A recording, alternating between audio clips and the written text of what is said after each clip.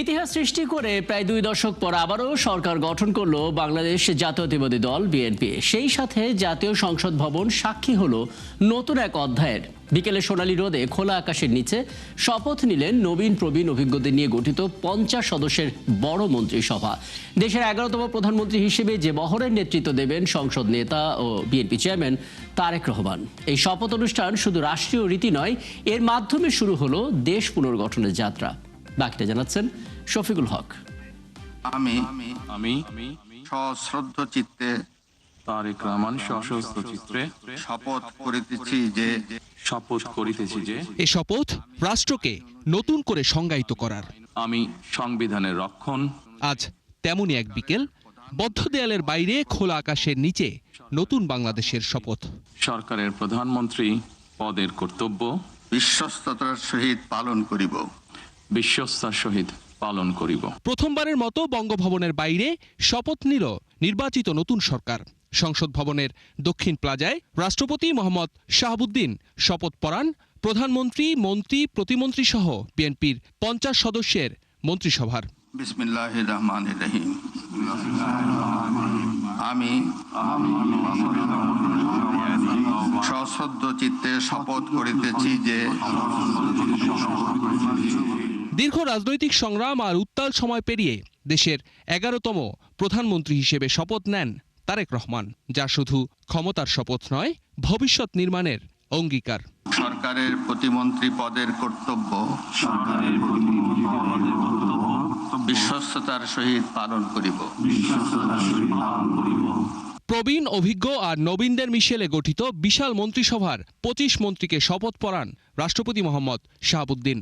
তাদের শপথের প্রতিটি বাক্যে গণতন্ত্র, জবাবদিহি আর দেশ গড়ার প্রত্যয়। এরপর প্রতিমন্ত্রী হিসেবে শপথ নেন টেকনোক্র্যাট থেকে 2 জন সহ মোট 24 জন। দীর্ঘ লড়াই সংগ্রাম শেষে টানা 20 বছর পর রাষ্ট্র ক্ষমতায় বিএনপি।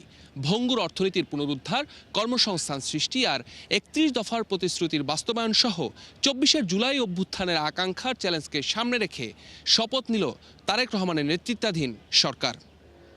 এই মন্ত্রিসভা কোনো দলের নয়, বরং গোটা দেশের সুষম উন্নয়ন নিশ্চিত করবে, এমনটাই প্রত্যাশা সাধারণ মানুষের।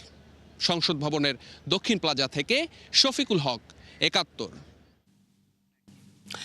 আমরা আলাপে যাবো, এই বিষয়টি নিয়ে কথা বলতে চাই। আমাদের সঙ্গে এই মুহূর্তে আছেন বৈশাখী টিভির head of news Ziaul Kabir Suman এবং আছেন রাজনীতি বিশ্লেষক, নওগাঁ বিশ্ববিদ্যালয়ের উপাচার্য অধ্যাপক ডক্টর মোহাম্মদ হাসনাত।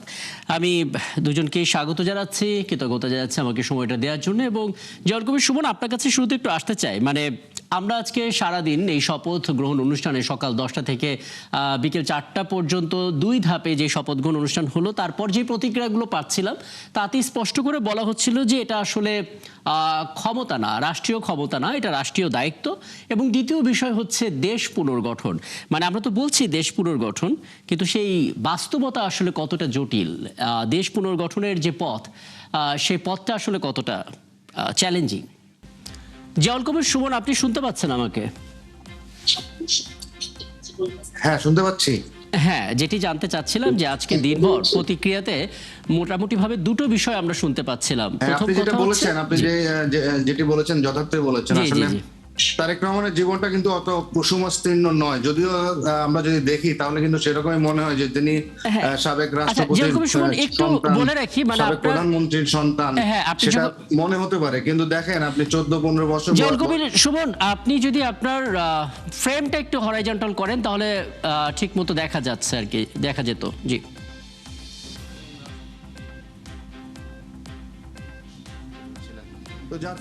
আমার মনে হয় জিয়াউল কবির সুমন, আপনি আমাকে শুনতে পাচ্ছেন না। আমি সংযোগটা একটু পুনর্স্থাপন করি, তারপরে আবার কথা হবে। অধ্যাপক ডক্টর মোহাম্মদ হাসনাত, আপনার কাছে এই বিষয়ে ছোট করে একটু জেনে নিতে চাই। মানে দেশ পুনর্গঠনের পথটা তো নিঃসন্দেহে কঠিন, কারণ একটা দীর্ঘ সময় নানা জায়গায় আমলাতান্ত্রিক জটিলতা সহ দুর্নীতির নানা বিষয়গুলো সামনে এসেছে। সেই জায়গা থেকে পুনর্গঠনের পথ কোথায় কোথায় সবচেয়ে বড় চ্যালেঞ্জ দেখেন আপনি? ধন্যবাদ আপনাকে। আমি প্রথমেই মাননীয় প্রধানমন্ত্রী এবং ওনার নেতৃত্বে যে 49 সদস্য বিশিষ্ট যে মন্ত্রিপরিষদ গঠিত হয়েছে, এবং কিছুক্ষণ আগে উপদেষ্টা মন্ত্রীর পদমর্যাদায় বেশ কয়েকজন উপদেষ্টা এবং প্রতিমন্ত্রীর পর্যায়ে বেশ কয়েকজন উপদেষ্টা নিয়োগ করেছেন, তাদের সবাইকে আমি অভিনন্দন জানাচ্ছি। এবং তারা তাদের দায়িত্ব সুচারুরূপে পালন করবেন। মাননীয় প্রধানমন্ত্রীকে বা ওনার যে বিঘোষিত 31 দফা কর্মসূচি বাস্তবায়নে যে চ্যালেঞ্জটা সামনে আছে, সেই চ্যালেঞ্জ মোকাবেলায় মাননীয় প্রধানমন্ত্রীকে সর্বতোভাবে উনি মন্ত্রী মহোদয়রা সহযোগিতা করবেন বলে অন্তত আমি মনে করি। দেখেন, এবারের মন্ত্রিসভার সবচেয়ে বড় যে জায়গাটি, সেটি হলো যে 25 জন পূর্ণমন্ত্রী, 24 জন প্রতিমন্ত্রী, এবং এর মধ্যে 41 জন মানে 41% কিন্তু একেবারেই নবীন। তারা হয়তো মন্ত্রী পরিষদে নবীন, কিন্তু রাজনৈতিক এরই নেই। তাদের ছাত্র জীবন বলেন, যুবক জীবন বলেন, তারপরে মূল রাজনীতি বলেন, সবাই পোড়খাওয়া মানুষ, আন্দোলন সংগ্রামী পোড়খাওয়া মানুষ। সিনিয়র যেমন আছেন তেমন তরুণরাও আছেন। অতএব এই সিনিয়রদের অভিজ্ঞতা এবং তরুণদের প্রাণ চাঞ্চল্য বা কর্মদীপ্ততা এবং উদ্দীপনা, এর সংমিশ্রণে তারেক রহমান নিজেও একজন নবীন নেতৃত্বের প্রতীক। আমি আশা করতে চাই যে তারেক রহমান তার যখন সাংবাদিকদের সাথে মিট করেন, তখন তিনি 3টি বড় চ্যালেঞ্জের কথা উল্লেখ করেছিলেন। তার মধ্যে একটি ছিলেন অর্থনীতিকে ঠিক করা, ওনার ভাষায়। 2 নম্বর যেটা উনি বলেছিলেন যে সেটা হলো যে আইন শৃঙ্খলা পরিস্থিতির উন্নতি করা। 3 নম্বর বলছেন প্রশাসনিক ক্ষেত্রে যে বিশৃঙ্খলা বা প্রতিষ্ঠানগুলোকে ধ্বংস করা হয়েছে সেগুলোকে ফিরে আনা। এই 3টি অগ্রাধিকার কাজ করার ক্ষেত্রে যে জিনিসটি দরকার, সেটি জাতি প্রত্যাশা করে যে এই গঠিত মন্ত্রিসভা সমস্ত সমালোচনা থেকে দূরে থাকবে, দুর্নীতিমুক্ত থাকবে, আইনের শাসন প্রতিষ্ঠার ব্যাপারে শ্রদ্ধাশীল থাকবে, এবং যে আকাঙ্ক্ষা 24-এর এই বিপ্লবের মধ্য দিয়ে বা অভ্যুত্থানের মধ্য দিয়ে আকাঙ্ক্ষা তৈরি হয়েছে, সেই আকাঙ্ক্ষা বাস্তবায়নে সম্মিলিতভাবে তারা কাজ করবে। দেখেন, এই জায়গাটাতে আমরা তো প্রত্যাশা করতেই পারি যে তারা আসলে দায়িত্ব ঠিকঠাক মতো পালন করবে, যে ভিশন সামনে আছে 31 দফা ধরে ধরে সেগুলো বাস্তবায়ন হবে, এটা প্রত্যাশা আমরা করতেই পারি। কিন্তু মুশকিল হচ্ছে রাজনৈতিক স্থিতিশীলতা ভীষণ রকম জরুরি। আমরা দেখতে পাচ্ছি এখন একটা সৌহার্দ্যপূর্ণ পরিবেশ তৈরি হয়েছে বটে, কিন্তু ছোট ছোট বিষয়গুলো বড় আকারে কখনো কখনো সামনে চলে আসে। যেমন আজকে শপথ গ্রহণ অনুষ্ঠানে আপনি দেখেছেন বিএনপির পক্ষ থেকে যখন বলা হলো যে আমরা সংসদ সদস্য হিসেবে শপথ নিচ্ছি, কিন্তু সংবিধান সংস্কার পরিষদের সদস্য হিসেবে এখন শপথ নেব না, কারণ সংবিধানটাকে সংস্কার করতে গেলে আগে সংসদে যেতে হবে। এই যুক্তিটা দেওয়া হয়েছিল, যেটা সত্যিকার অর্থেই গ্রহণযোগ্য ছিল, কিন্তু পরবর্তীতে আমরা দেখলাম যে এটা নিয়ে একটা ছোট বৈঠক করতে হয়েছে 11 দলীয় জোটের, তারপরে এসে তারা শপথ নিয়েছেন। মানে এই বিষয়গুলো তো জরুরি রাজনৈতিক স্থিতিশীলতা। দেখেন, রাজনৈতিক স্থিতিশীলতা খুবই অপরিহার্য। রাজনৈতিক বিভাজনের কারণে আপনার মনে থাকবার কথা যে আজকের যে জামাত, তারা কিন্তু একসময় বিএনপির সাথে সরকারে ছিল, কিন্তু তাদের মধ্যে বিভাজনের কারণে তারা কিন্তু বিচ্ছিন্ন হয়ে আওয়ামী লীগের সাথে ঐক্যবদ্ধ হয়ে একটা দেশে অরাজক পরিস্থিতি তৈরি হয়, এবং সেই অরাজকের মধ্য দিয়ে 111 তৈরি হলো। 111 তৈরির পরে দেশের যে গণতন্ত্রহীন একটি বাংলাদেশ তৈরি হলো, তাদের অনস্ত নেতাকে ফাঁসির কাছে ঝুলতে হলো, বিএনপির ইলিয়াস আলীকে হারাতে হলো, চৌধুরী আলমকে হারাতে হলো, অজস্র মানুষ গুম খুন হলো, আয়না ঘরে থাকলো। আমি মনে করি না যে কোনো দলই আরেকবার এ ধরনের ঝুঁকি নেওয়া ঠিক হবে কোনো দলের পক্ষে। এখন প্রশ্ন হলো সমাধানটা কি? সমাধানটা সমস্যা থাকবে, এই সমস্যার সমাধানে যেন আমরা আলোচনার দরজাটা বন্ধ না করি, আলোচনার পথটা যেন আমরা বন্ধ না করি। কারণ সমস্যাহীন আমার যে ছোট্ট পরিবার, সেই পরিবারে কি সমস্যা থাকে না? আমরা কি সেই পরিবারের সদস্যরা একসাথে বসে সেই সমাধানটা করি না? রাষ্ট্র যেহেতু জনকল্যাণের জন্য রাজনীতিবিদরা রাজনীতি করেন, এবং জনগণ এই রাষ্ট্রটা কি একটি কল্যাণকামী রাষ্ট্র, বা যদি জামাত ইসলামের কথা বলি ইনসাফ ভিত্তিক রাষ্ট্র, বিএনপির কথা যদি বলি নবী করিম সাল্লাল্লাহু আলাইহি ওয়াসাল্লামের আদর্শের দ্বারা পরিচালিত রাষ্ট্র। তো অতএব মোটা দাগে কিন্তু একই জিনিস। তো অতএব ছোটখাটো যে সমস্যাগুলো রয়ে গেছে, যেরকম এনসিপি আজকের আগদিন পর্যন্ত, গতকালকের আগদিন পর্যন্ত তারা জুলাই সনদে স্বাক্ষরই করেনি।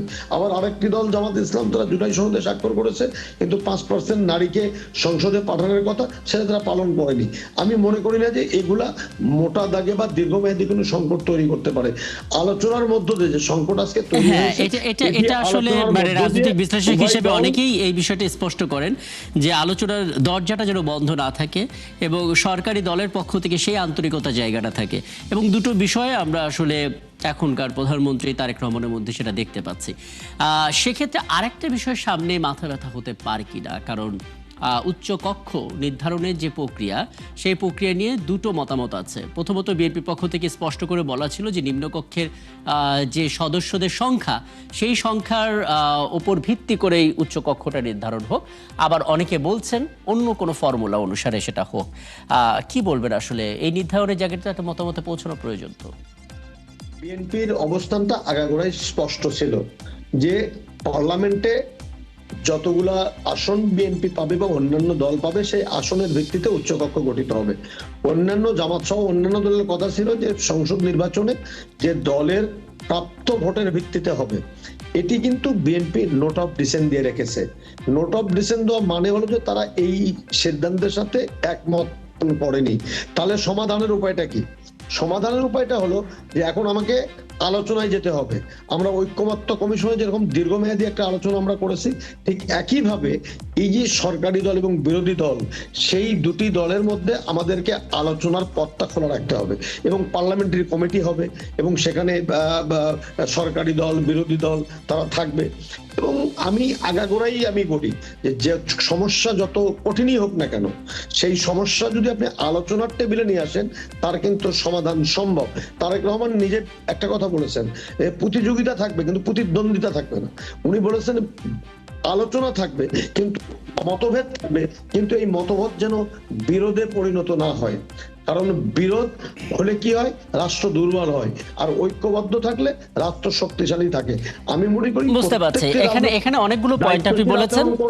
একটা বিষয় এবার একটু যুক্ত করে দেন। আমরা আসলে আমাদের পররাষ্ট্র নীতি নিয়ে এক ধরনের গবেষণার মধ্যে দিয়েই গেছি। আমরা কখনো কখনো দেখা গেছে একটি দেশের কাছে নিজেদের স্বার্থটাকে একেবারে গুছিয়ে দিয়েছি, কাজে ওই দেশের বাইরে গিয়ে আমরা হয়তো কোনো প্রতিবেশীকে খুব বেশি ভ্যালু দিতাম না।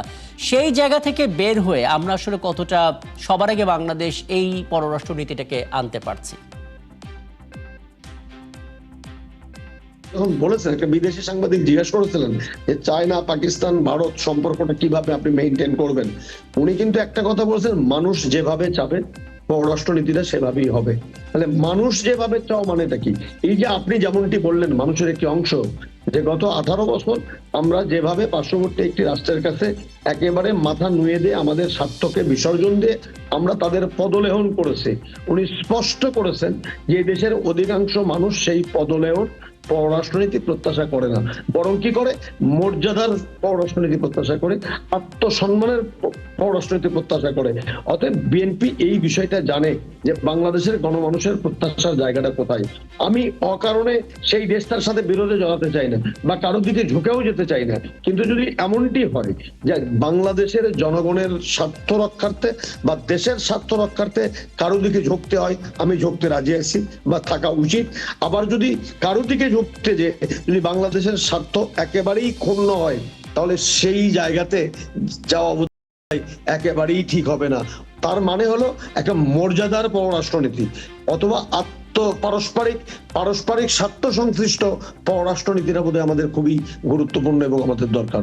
অতএব এই জায়গা থেকে বিএনপির যে বিকশিত যে নীতি, সেটি হলো যে সবার সাথে বন্ধুত্ব, সবার সাথে সৌহার্দ্যপূর্ণ সম্পর্ক, কিন্তু তার ভিত্তিটা হবে বাংলাদেশের মানুষের স্বার্থ, রাষ্ট্রের স্বার্থ, বাংলাদেশের মানুষের আত্মমর্যাদাকে সমন্বিত করা, রাষ্ট্রের মর্যাদাকে সমন্বিত করা।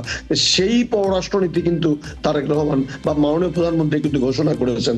আমরা আশা করতে চাই যারা সরকারের শপথ নিলেন, দায়িত্ব নিলেন, তারা জনগণের স্বার্থের বিষয়টি এই আশাবাদটা নিয়ে আলাপটা শেষ করে, এবং অনেক ধন্যবাদ। বেশ কিছু বিশ্লেষণ আপনার কাছ থেকে শোনার সুযোগ হলো।